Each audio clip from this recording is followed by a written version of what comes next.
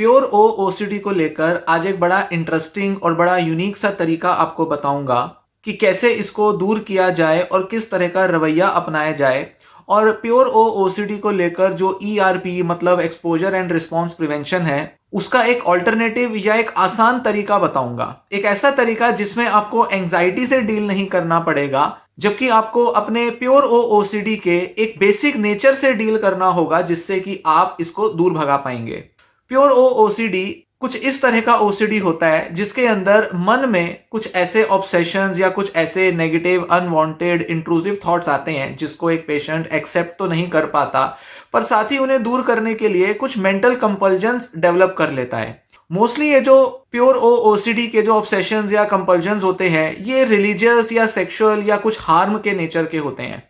ऐसे में एक व्यक्ति के मन में काफी सारे टैबू थॉट्स आ सकते हैं, कुछ ऐसे थॉट्स जो कि समाज में, सोसाइटी में एक्सेप्टेबल नहीं है, स्वीकार नहीं किए जा सकते, जिसके बारे में आप बात भी नहीं कर सकते, जिसके बारे में सोचने से भी शर्म आती है, किसी को कहना तो बहुत दूर की बात।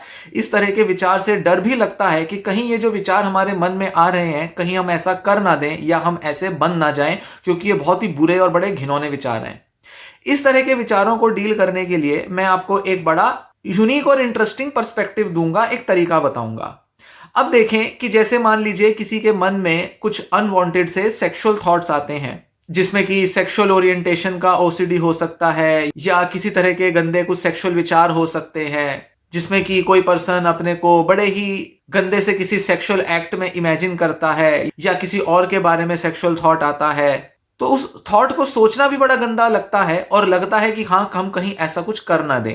अब समझें कि प्योर ओ ओसीडी में एक व्यक्ति जो इस तरह के टैबू थॉट्स मन में एक्सपीरियंस करता है, वो इन विचारों को रोकने की कोशिश करता है, क्योंकि स्वाभाविक सी बात है, वो कुछ ऐसे विचार हैं जो कि गंदे लगते हैं। अब इनको गंदा या अच्छा हम क्यों कहते हैं? हमने क्यों कहा कि ये विचार गंदा है या ये विचार अच्छा है? क्योंकि समाज ने हमें सिखाया, समाज से हमने सीखा भाई इस तरह के थॉट सोचना बुरा होता है, गलत बात होती है। या ये कहें कि समाज की सोच को हमने इंटरनलाइज कर दिया और हमने उसको अपनी सोच बना लिया। इंटरनलाइज करने का मतलब है जब बाहर के लोगों की सोच को हम अपनी सोच बना लेते हैं। तो इंटरनलाइजेशन की वजह से हमें खुद भी वो थॉट्स बड़े गंदे लगते हैं, क्योंकि कोई भी व्यक्ति चाहेगा कि हम सेक्सुअली या इमोशनली, मेंटली बहुत प्योर रहें, साफ सुथरे रहें। तो अगर कोई गंदा विचार आ रहा है तो वो हमें दूषित कर रहा है, हमारे मन में बहुत इमोरल से, अनैतिक से विचार आ रहे हैं, पाप है इन विचारों को सोचना, इसलिए इन विचारों को निकालना चाहिए, इसलिए इन विचारों को दूर कर देना चाहिए। पर जितना आप दूर करने की कोशिश करते हैं, उतना वो विचार मन में आते हैं और ऐसे में वो इंट्रूसिव और अनवांटेड नेचर के हो जाते हैं। तो पहले तो ये समझना है कि हम इन विचारों को जब अच्छा या बुरे का लेबल देते हैं, इसी वजह से ये विचार हमारे मन में ज्यादा आते हैं। अब मन जो है वो कई तरह के सेक्सुअल थॉट ला रहा है, आसपास की दुनिया से बहुत सारा सेक्सुअल स्टिमुलेशन मिल रहा है, और हमारे मन का ये स्वभाव होता है, नेचर होता है कि हमें किसी तरह से कोई एक विचार आया और हमने उसको कई दूसरे विचारों के साथ एसोसिएट कर दिया। एक तरह की कैटेगरी है हमारे मन में विचारों की, जिसमें हम कई सारे अलग अलग आइडियाज को एसोसिएट कर लेते हैं। जैसे हमने कहा सेक्स, और सेक्स के बारे में हमने कोई एक न्यूड बॉडी इमेजिन कर ली। अब वो न्यूड बॉडी अगर हम एक्चुअल लाइफ में अगर इंप्लीमेंट करने चलेंगे इन विचारों को, तो शायद हमारे हस्बैंड या वाइफ की बॉडी होगी, पर मन जो है उसको, सेक्स को, न्यूड बॉडी को कई दूसरे नेकेड बॉडीज के साथ एसोसिएट कर लेता है। अब वो न्यूड बॉडी जो है वो हमारे किसी फैमिली मेंबर की हो सकती है, वो न्यूड बॉडी किसी भगवान की हो सकती है, वो जो नेकेड बॉडी है वो किसी बच्चे की हो सकती है। अगर बाहरी दुनिया में देखा जाए तो ये व्यक्ति कभी भी किसी भी व्यक्ति के साथ कोई शारीरिक संबंध बनाने का नहीं प्रयास करेगा, पर विचारों में उसका मन जो है वो अपनी बाउंड्री, अपनी लकीर तोड़ चुका है, और वो एक कैटेगरी में, सेक्स की या नेकेड बॉडी की कैटेगरी में कई सारे अलग अलग आइडियाज को फिट कर देता है। हमारा दिमाग इसी तरह से कैटेगोरिकल मैनर में काम करता है। एक कैटेगरी होती है, एक कोई श्रेणी है जिसके अंदर कई सारे आइडियाज आते हैं और वो सब आपस में एसोसिएट हो जाते हैं। तो न्यूड, नेकेड, नंगा, नग्न, इससे कई सारे विचार जुड़े हैं। नग्न तो कोई भी हो सकता है, तो जो भी नग्न किस्म की तस्वीरें या इमेजेस हमारे मन में बन सकती हैं, वो सब हमारे मन में एंटर कर सकती हैं, जिसमें कि कुछ विचार अनएक्सेप्टेबल हो सकते हैं, कुछ विचार एक्सेप्टेबल हो सकते हैं।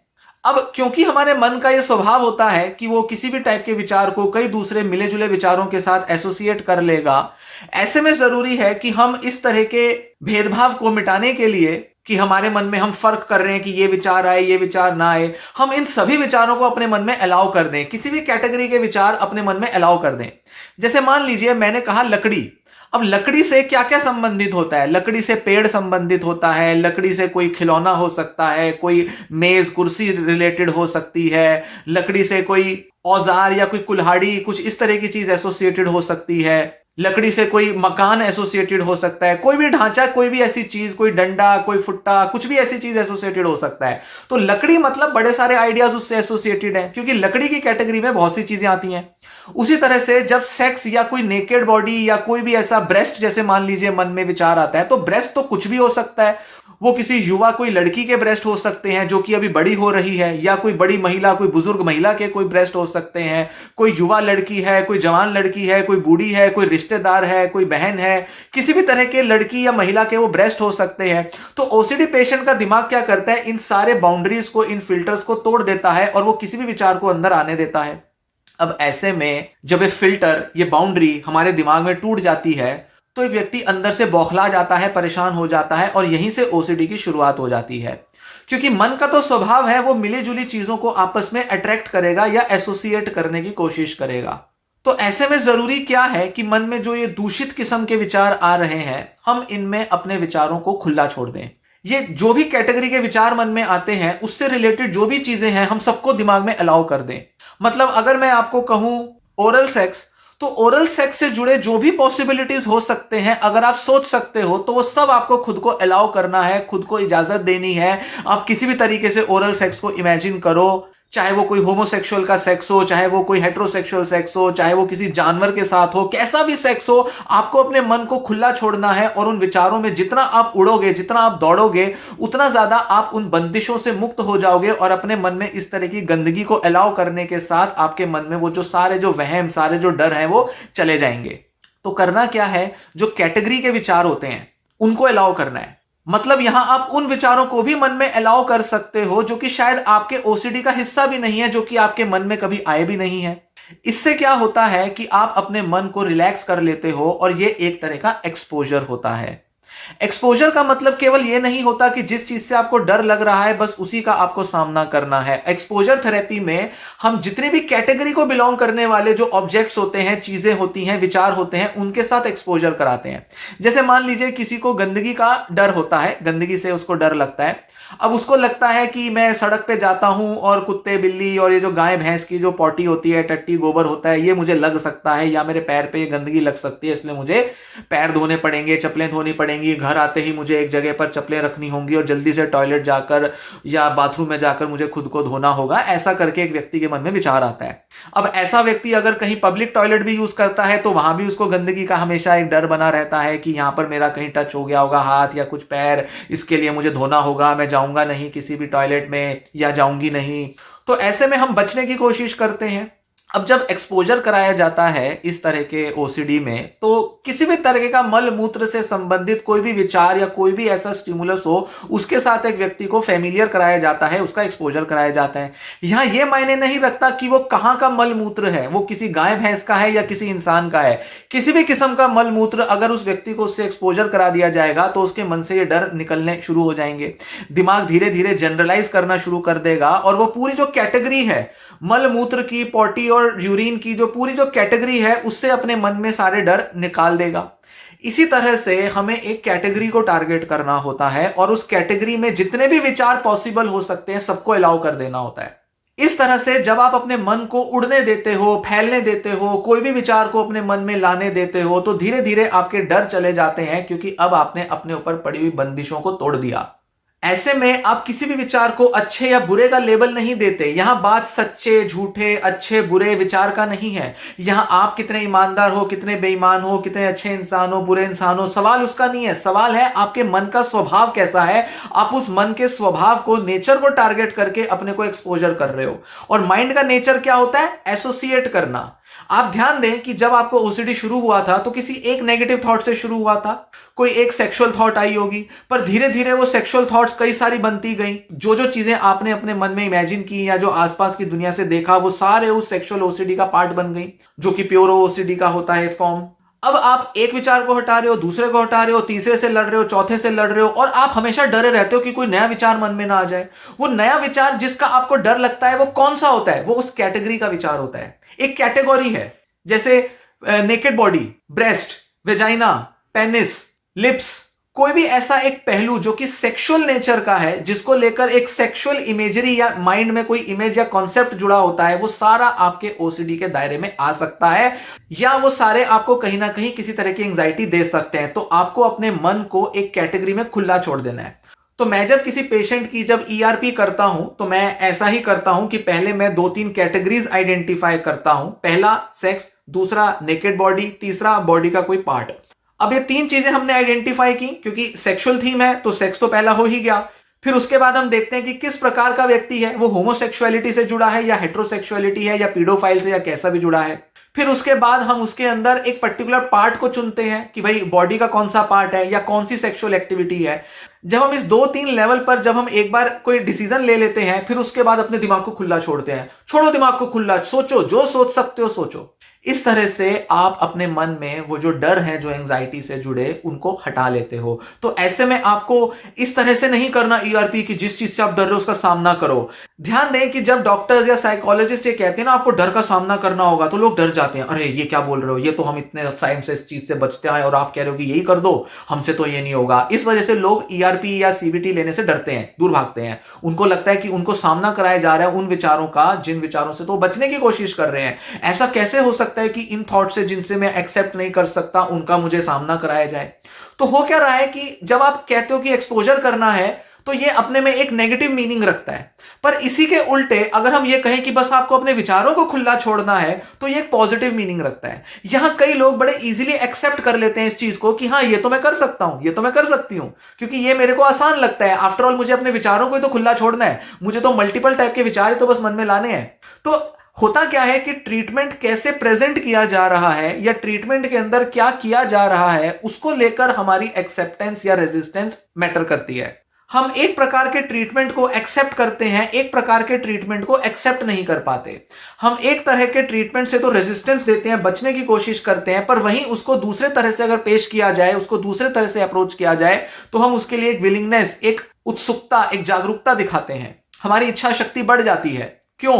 क्योंकि हमें वो आसान लग रहा है। तो जितने भी प्योर ओसीडी के ऐसे मामले होते हैं जहां दिमाग जो है बड़े अगड़म बगड़म से विचारों में उलझता रहता है, सोचता रहता है, एक श्रृंखला, एक चेन बना लेता है, वहां व्यक्ति क्या कर रहा है? व्यक्ति उनको सोचने से खुद को रोकता है। या तो वो विचार गंदे लग रहे हैं इसलिए उनको रोकने की कोशिश कर रहा है, या वो विचार बस उसको बहुत ज्यादा लग रहे हैं इसलिए वो उनको रोकने की कोशिश कर रहा है, या उसको लग रहा है कि ये बेतुके विचार हैं इसलिए उनको रोक देना चाहिए। तो प्योर ओसीडी के लिए जरूरी होता है कि जितने भी वियर्ड से वियर्ड, जितने भी बेतुके, अटपटे, फालतू के विचार आपके मन में आ सकते हैं, उनको आने के लिए अलाउ किया जाता है, स्वीकारा जाता है। तो आप क्या कर रहे हो? आप अपने मन को उड़ने दे रहे हो, उसको फैलने दे रहे हो। मन को रोक नहीं रहे, किसी तरह का जजमेंट नहीं दे रहे, किसी तरह का कोई सोसाइटी से लिया हुआ कोई सही या गलत का कोई निर्णय उस पर नहीं थोप रहे। जो चीजें आपने इंटरनलाइज की हुई हैं कि ये विचार अच्छे हैं, ये विचार बुरे हैं, इस तरह की कोई बाउंड्री या कोई फिल्टर की तरह आप अपने विचारों को नहीं देख रहे। आप अपने सारे फिल्टर तोड़ देते हो, सारी बाउंड्रीज तोड़ देते हो, क्योंकि ऑलरेडी आपका ओसीडी वो बाउंड्री, वो फिल्टर को तोड़ चुका है। अब विचारों के लिए अब कुछ अच्छा या बुरा एग्जिस्ट ही नहीं कर रहा। तो आपको क्या करना है? अपने मन को और ज्यादा दूषित करना है। ध्यान दें कि जब आप प्राइवेट में, पर्सनली, जब आप इस तरह के विचारों को सोचने का एक डिसीजन लेते हो या अपने को इन विचारों में बहने के लिए छोड़ देते हो, तो ये पूरी की पूरी एक्टिविटी बहुत पर्सनल है, बहुत प्राइवेट है। आप किसी को जाके बता तो नहीं रहे।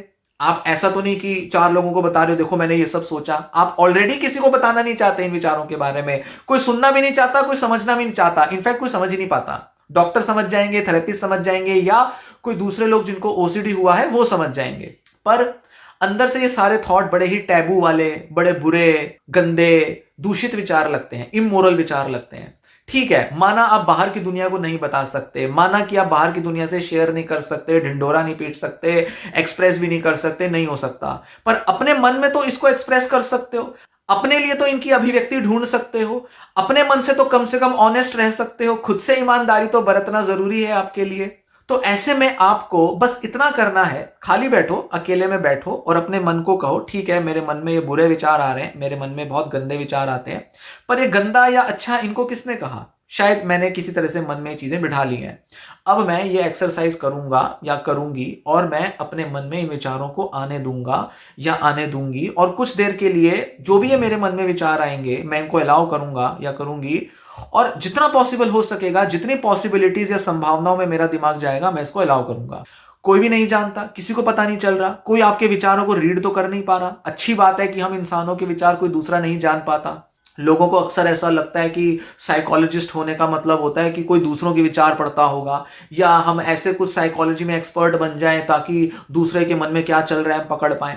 और कई लोग इसके अंदर बड़े एफर्ट्स भी लेते रहते हैं। पर अच्छी बात है कि हम दूसरों के विचार नहीं पढ़ पाते। हमारे अंदर एक नेचुरल एक शील्ड है, एक सुरक्षा कवच बना हुआ है कि हमारे विचार बस हम ही तक रह जाते हैं।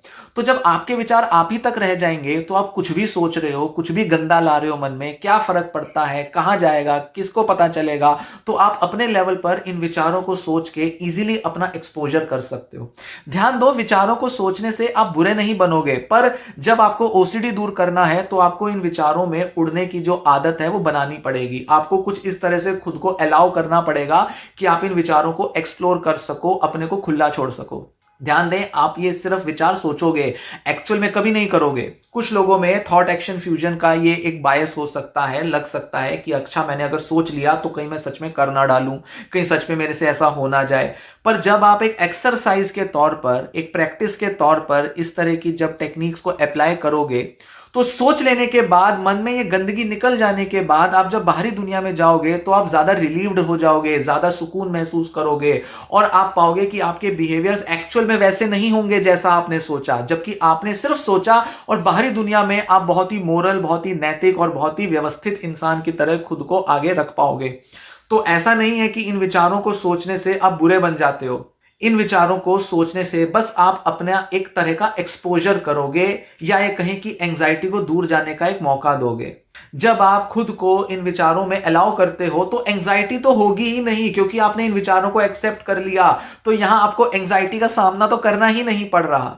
ऐसा नहीं है कि आपको बहुत ज्यादा अपने को बड़ी मजबूती के साथ, संघर्ष के साथ बस इस एंजाइटी को फेस कराना है। नहीं, यह एंजाइटी का तो मामला है ही नहीं, यहां तो बस विचारों का मामला है। विचारों के अंदर जो बंदिशें हैं उनको तोड़ना है।